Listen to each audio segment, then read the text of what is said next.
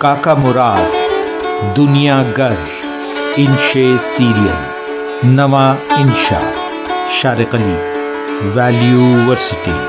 پیدا تو وہ 1946 میں جاپان کے قدیم شہر فکوکا کے خوبصورت مرغزاروں میں ہوا تھا، لیکن اس بات کا کیا کیا جائے کہ اس نے محبت افغانستان کے بے آب و گیاہ ویرانوں میں بسنے والے جنگ اور قحط زدہ لاچار انسانوں سے کی۔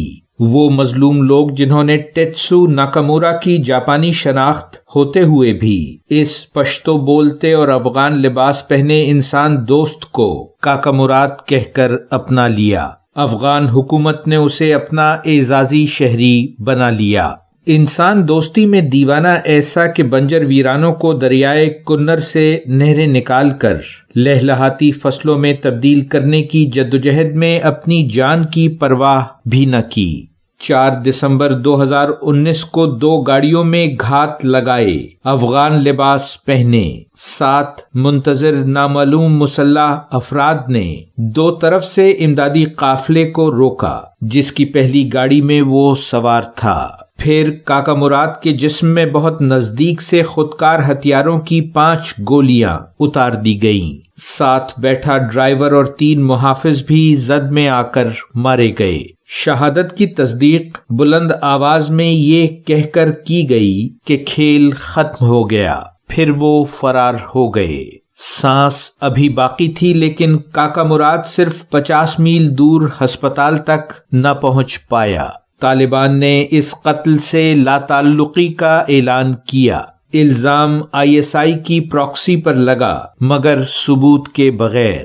کھیل آخر تھا کیا؟ 1984 میں یہ جاپانی رضاکار ڈاکٹر پہلی بار پشاور کے ہسپتال میں افغان المیے سے متعارف ہوا تھا۔ ارادہ تو 6-7 سال خدمت انجام دے کر وطن واپس لوٹ جانا تھا، لیکن دکھ کا رشتہ بھلا کب آسانی سے ٹوٹتا ہے۔ اگلے کئی برسوں میں افغانستان میں 3 جگہ طبی مراکز قائم کر کے اور شبانہ روز کی محنت سے تھک ہار کر اس نے یہ سچ تسلیم کیا کہ بنیادی مسئلہ امراض نہیں، غذائی قلت ہے۔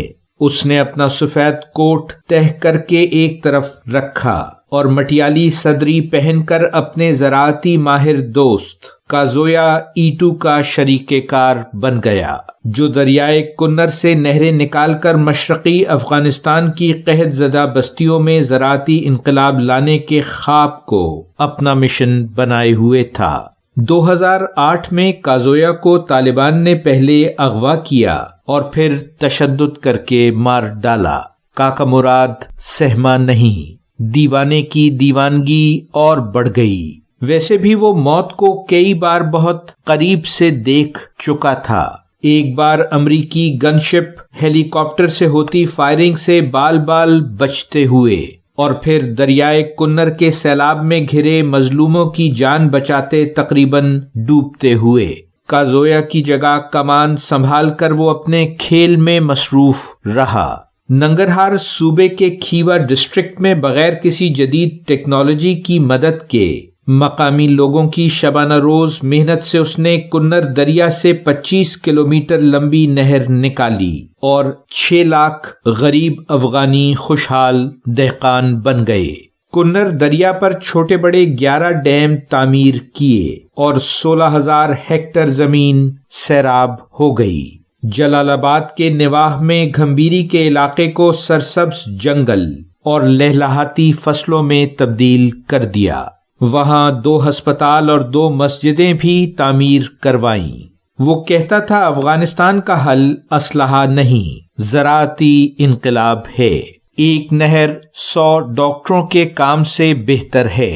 ان خدمات کو عالمی پذیرائی ملی اور اسے رامن میگسیسے ایوارڈ سے نوازا گیا، جو ایشیا کا نوبل امن انعام کہلاتا ہے۔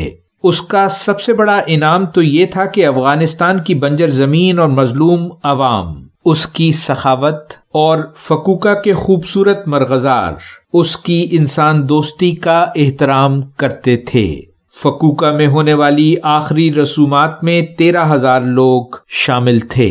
افغان پرچم میں لپٹے جستے خاکی کے سامنے آویزاں کاکا مراد کی تصویر کے ساتھ ان بے گناہوں کی تصویر بھی تھی جو اس کے ساتھ شہید ہوئے تھے۔ یوں لگتا تھا جیسے وہ مسکراتے ہوئے کہہ رہا ہو، کھیل ابھی جاری ہے میرے دوست۔ ٹیٹسو ناکامورا کی تدفین کے موقع پر اس کے ادارے پشاور کائی نے اعلان کیا ہے کہ اس کے تمام منصوبوں پر کام جاری رہے گا۔ جاری ہے۔ ویلیو ورسٹی، شارق علی۔